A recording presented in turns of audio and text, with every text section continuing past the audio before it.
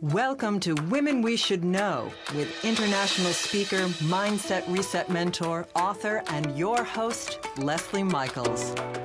With audacious honesty and candor, the Women We Should Know podcast presents the wisdom and life-empowering insights of women who are the embodiments of innovation and social evolution.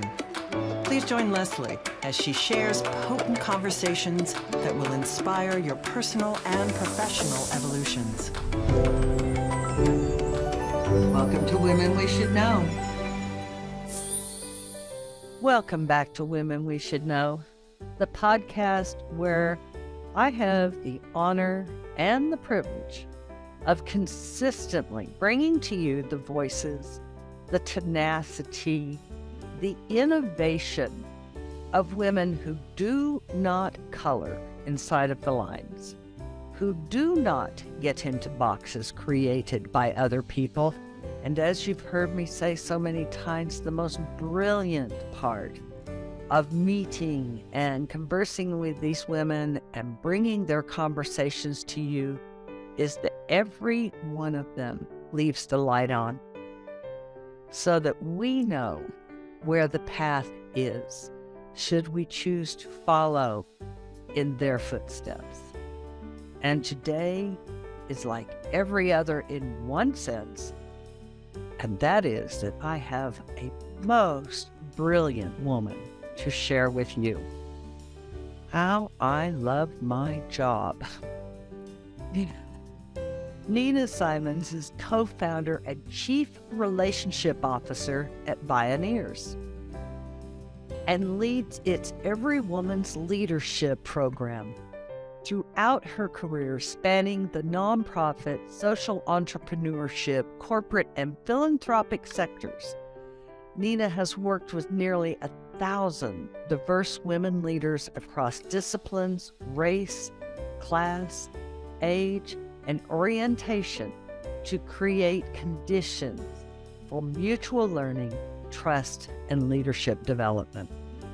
She co-edited Moonrise, The Power of Women Leading from the Heart, and authored Nature, Culture, and the Sacred, A Woman Listens for Leadership, released as a second edition in 2022 with an accompanying discussion guide and embodied practices.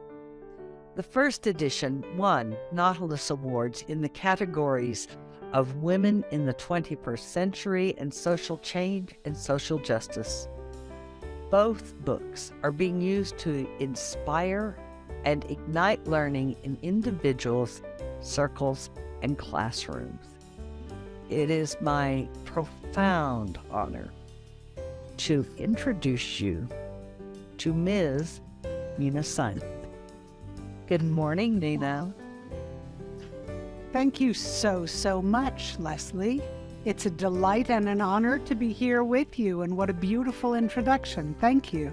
Thank you. Thank you for being here. I have this little tradition.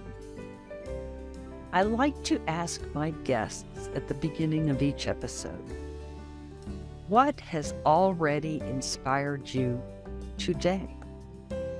Oh. Huh.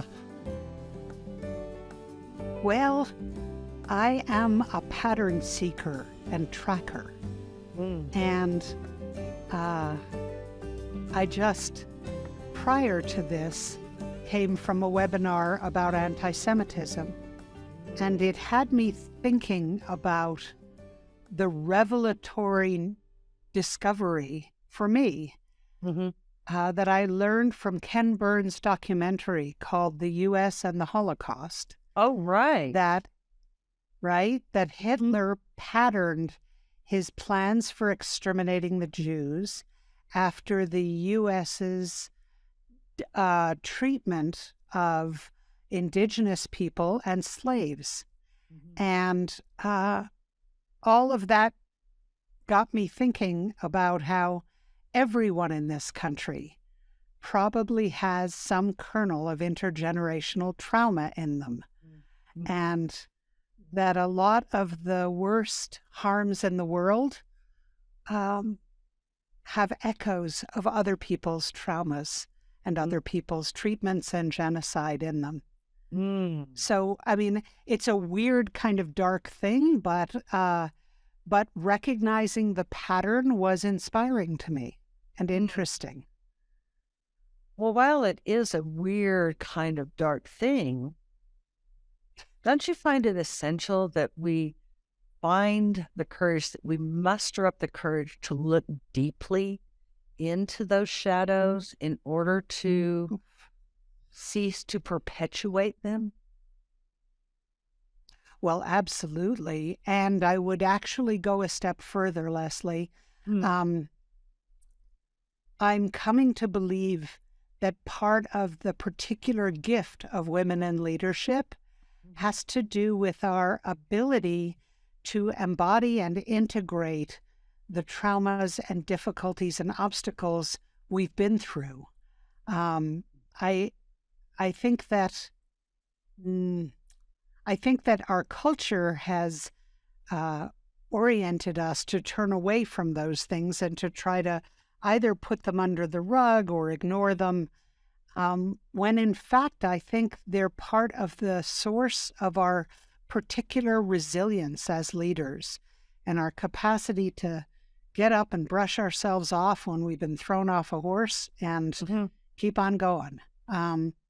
So it's one of the things that gives me inspiration and excitement about the greater emergence of women in leadership throughout the world. Could you speak to how you see the transition from sweeping it under the rug to looking deeply into it to being a power of women, and how that can impact the world and how we can impact each other as women by continuing to lift up the corner of the rug? Yes. Well, I have found from my own experience that, for 15 years, I co-facilitated women's retreats called Cultivating Women's Leadership. And they were, of course, a tremendous source of learning for me as well as for the women who came. And I think what I learned in the course of all that time was that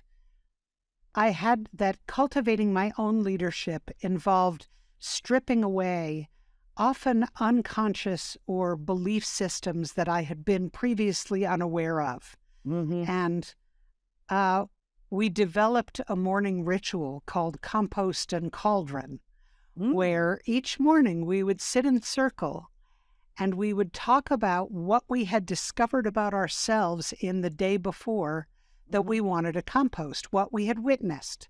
And it might be some belief system that kept me small, or some way of self-judging, or some, there are so many things that we pick up just as part of culture that I think we are all invited to be in a conscious process of shedding.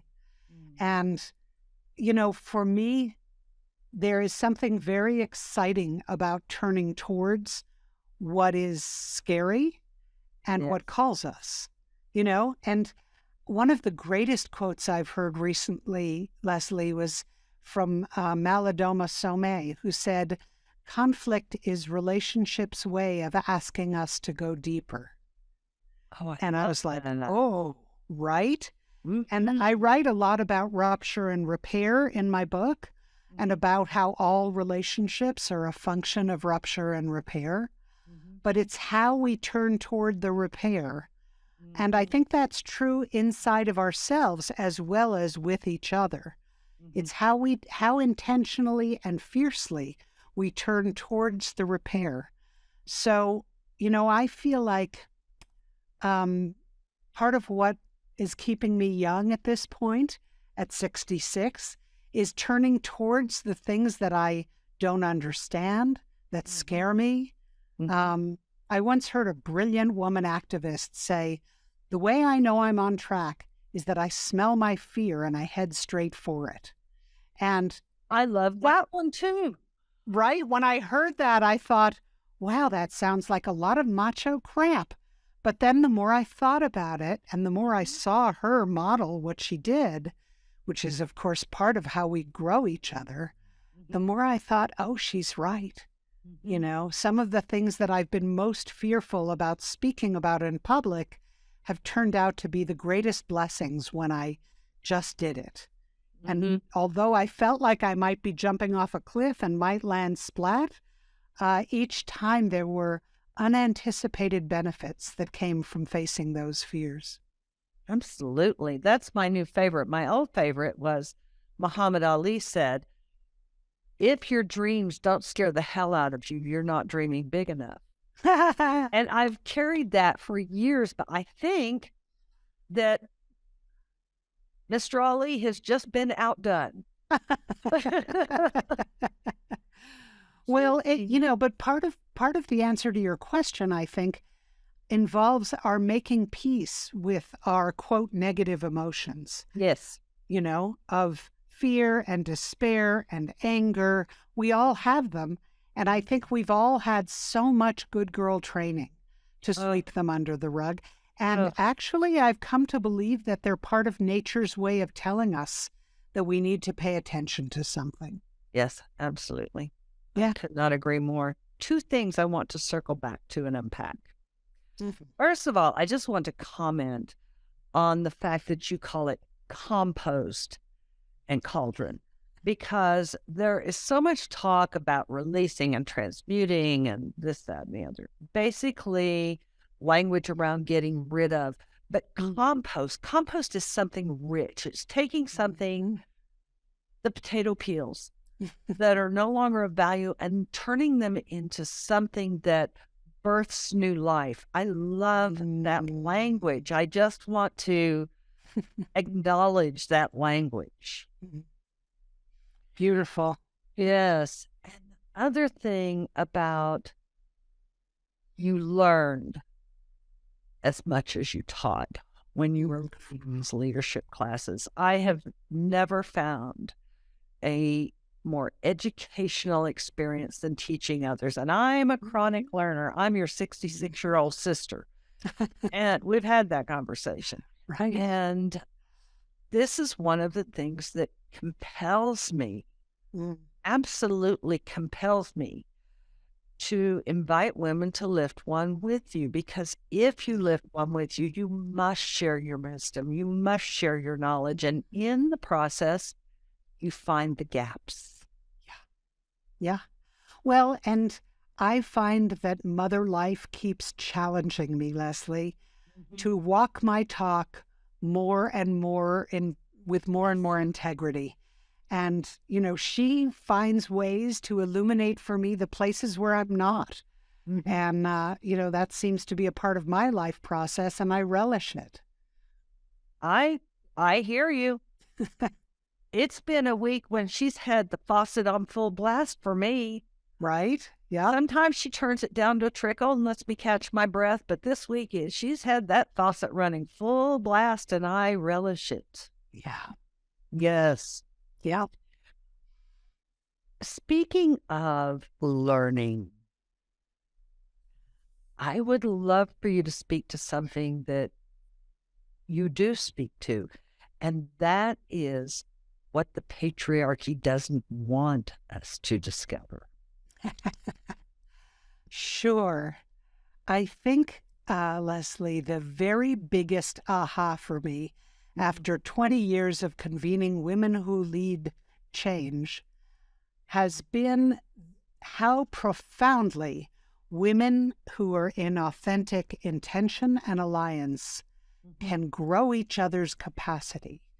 How profoundly we can impact each other in beautiful ways toward our fullest flourishing.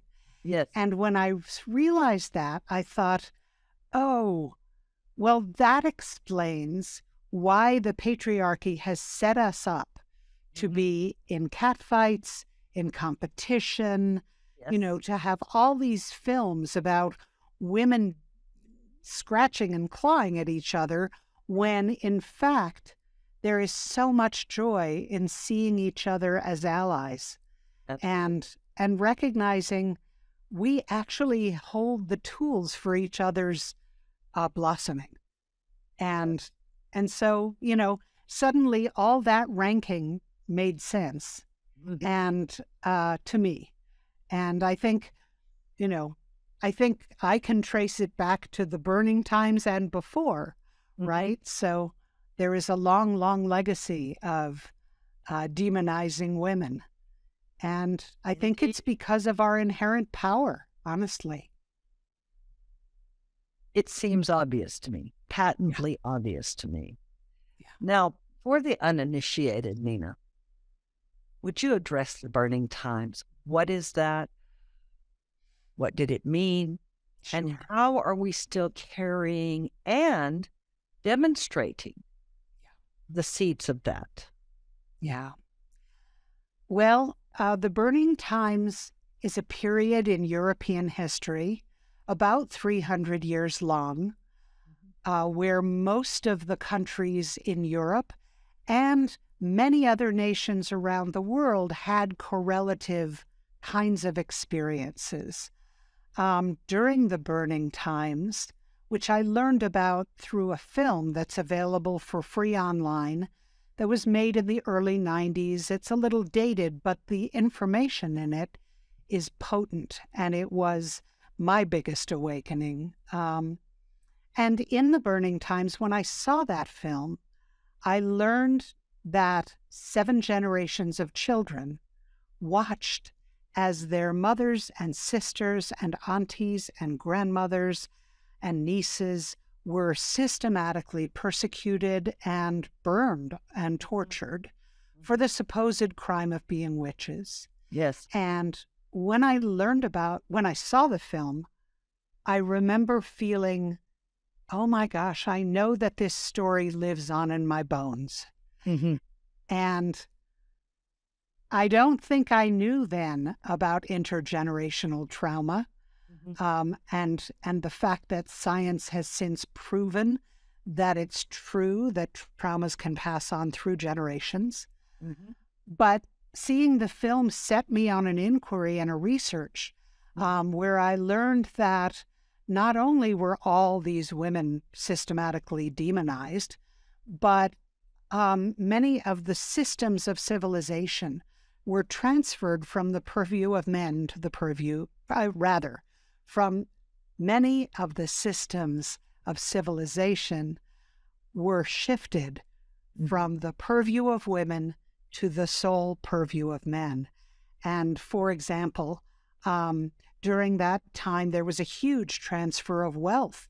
And at the beginning of the burning times, women in Europe actually owned more property and had more wealth. And by the end of the burning times, that had shifted dramatically. Yes. And the that hyper-masculinization of our society. Exactly. And it of course happened in the realms of spirituality and worship. It happened in the realm of health, where only men were allowed to practice medicine by the end of the burning times. And of course, the midwives and the herbalists were among the first to be persecuted. Our land use shifted from a communal land use to what was called the enclosure system. And so for me, it was this huge light bulb going off over my head where I understood for the first time where my fear came from about speaking about what I cared about most deeply in public. And I understood that the challenge we face as women called to make change in the world and to lead in our own ways are carrying this legacy from all those years ago. And I believe actually, now that I understand about intergenerational trauma, that perhaps everyone alive today on Earth, but certainly everyone alive today in the U.S., is carrying some of the trauma of that time, one way or another. I believe so. And I want to bring forward something that I hadn't planned on bringing into this conversation, but it relates to where we are at this moment. Don Lemon from CNN you know where I'm going, recently referred to, now her name is out of my mind, but it's the Republican woman who's running for president. He referred to her as being past her period of worth and value because she is 51 years old. And it has created an uproar around the country. Mm-hmm. And immediately when I heard of that, you and I had recently spoken, and I thought of you, and I, 66 years old. I thought of my dear friend Jane, who is 80 years old and just launched over the last 5 years a phenomenally successful digital business. And what occurred to me, Nina, is that type of depreciative language around women is a direct result of what you're referencing. Because here we are in our 60s. I see women, I bet you do too, all around the country who are in their 60s, 70s, and 80s. And we are claiming ourselves in a way that we never have before. That's right.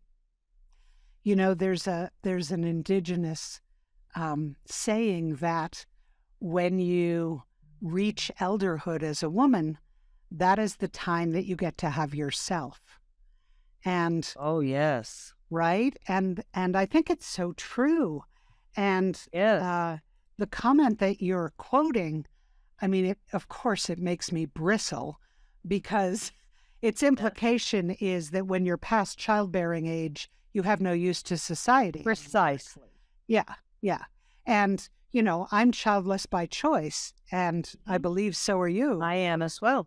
Right. And so, you know, the implication that we're only here to serve the patriarchy with our wombs, I'm sorry, it's very offensive. And yet, you know, there are power dynamics at play right now where, you know, it's interesting how many differences are being weaponized. Yes. In the interest of authoritarian power and patriarchal power. Yes. And so what you're describing, I mean, you know, my webinar on anti-Semitism was similar in that they spoke about how the narratives about Jews are being weaponized, you know, and it's wild. I mean, that's what we're living in. And that's what we're living in. It's a time when it's more important to be vocal and expressive about our truths and our stories than ever before. And I believe this is because you spoke of this when we spoke before, the false labels that society has bequeathed to us. What I see is women such as yourself, myself, my friend Jane. We are defying those labels in a way that is inviting many other women to join us. Mm-hmm. And it occurs to me, and I see it in my lived experience, that this is one of the things that is antagonizing the fear of the patriarchy. Absolutely. Absolutely. You know, it's one of my reference points is on the day after Trump was inaugurated, when that huge march happened on Washington, and Steve Bannon said, "This is the most dangerous thing that could happen." Yes. And so, you know, it's true. I mean, I dream about connecting all the movements of women and people of color and young people who each in our own ways are all dreaming towards the same future or similar futures, because we are the majority and our power together is extraordinary. But again, to loop back to that earlier conversation, I think one of our amazing talents and gifts that's inbred as women is the capacity we have to lift each other up. Yes. And to hugely strengthen each other's leadership. Mm-hmm. We are the ones who can, because we are the only ones who are vested in the outcome. Well, I think also we're the only ones who hold a broad enough context to understand that, you know, the downstream ramifications of whatever happens. Mm-hmm. Yep. that's what I mean by vested. You said it much more Yeah. eloquently. Thank you. Yeah. I do not want to let this get away from me. I want to, because we have such a short time, I want to hear about your book. Ah. How did that come to be? Well, the story of how that came to be is that each year, I'm the co-founder of this organization, Bioneers, Yes. that produces a beautiful conference every year and tons of media. And what we do is to identify amazing solutionaries from all walks of life. Mm-hmm. And we address many, many domains because we believe that actually the earth is the mother of all issues. Yes. And that all of our issues are interconnected. So part of our purpose is to reveal the interconnections. Right. And each year I have to write a talk to give at Bioneers. And each year I go through intense soul searching to understand what could I possibly have to offer this amazing collective of people. Mm-hmm. And so the book started as a collection of my essays. And the second edition happened because the first edition came out during my mother's end of life, when I was completely, of course, focused and preoccupied with her. And as a result, I didn't do any promotion, but several people contacted me, both professors of women's studies and women who were in women's circles and book circles. And they reached out to me and said, we want to work with you about this book. And I realized that in the course of my 20 years of convening women, I had learned a great deal that wasn't in the book. And so the new edition has these discussion guides, which really are the outcome of all that learning for me. And so I love the book because it's a very, I think, generous offering that you said this so beautifully in your intro about lighting the path for others to follow. Yes. And, many, many people who have read it have said to me, those discussion guides really gave me pause to look inside myself and notice things that I wouldn't have otherwise. And, I had a review from a man who said, I love this book because it's helping me understand my wife and my daughters better. And I thought, oh, that's good. Okay, lovely. And it integrates my passion for racial justice as well as gender justice, as well as my deep love of the natural world and the sacred. And so it's a great weave of, I've been saying, Leslie, that for most of my adult life, I have felt apologetic about having so many interests. And this book, for the first time, I'm like, woohoo! I'm so glad I have so many interests because now I can offer a whole bouquet.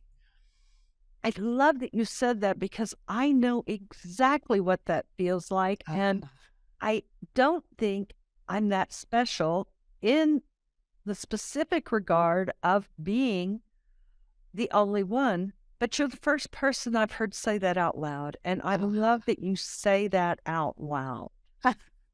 It gives me permission to say it out loud a little bit more. And it will give other women who are listening permission to claim that within their own lives. So thank you for that beautiful gift, Nina. My great pleasure, Leslie. Thank you for naming it so beautifully.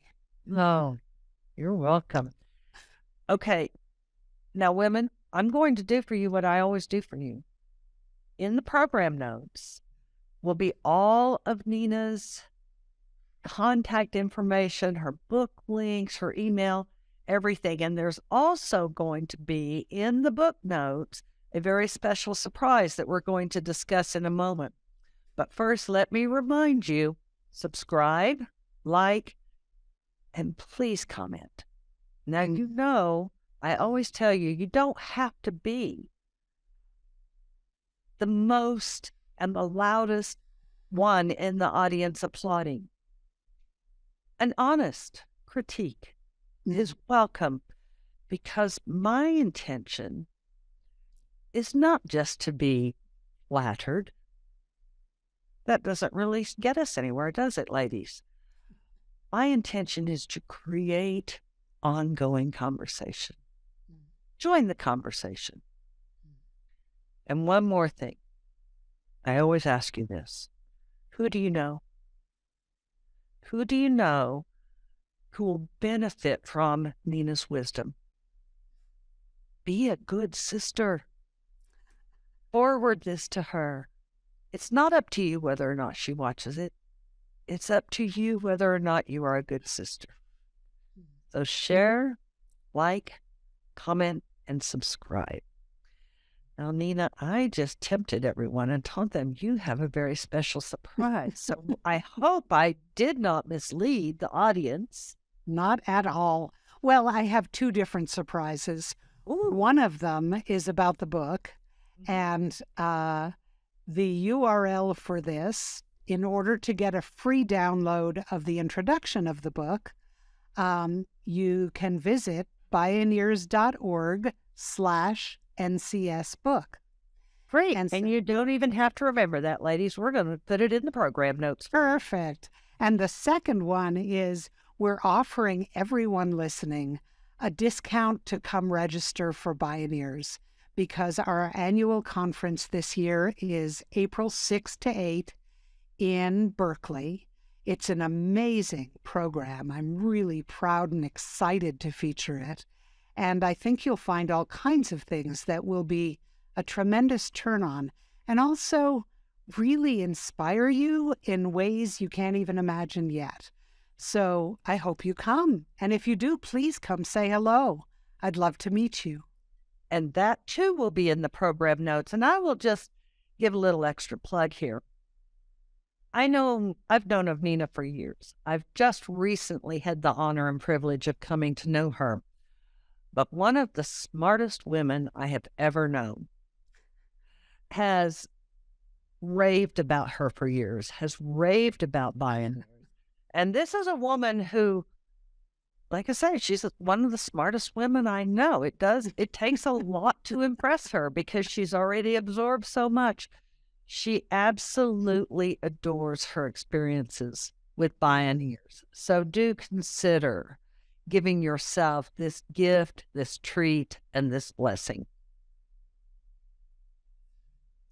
Nina, thank you so much for gracing us with your wisdom, your open sharing, and your insights.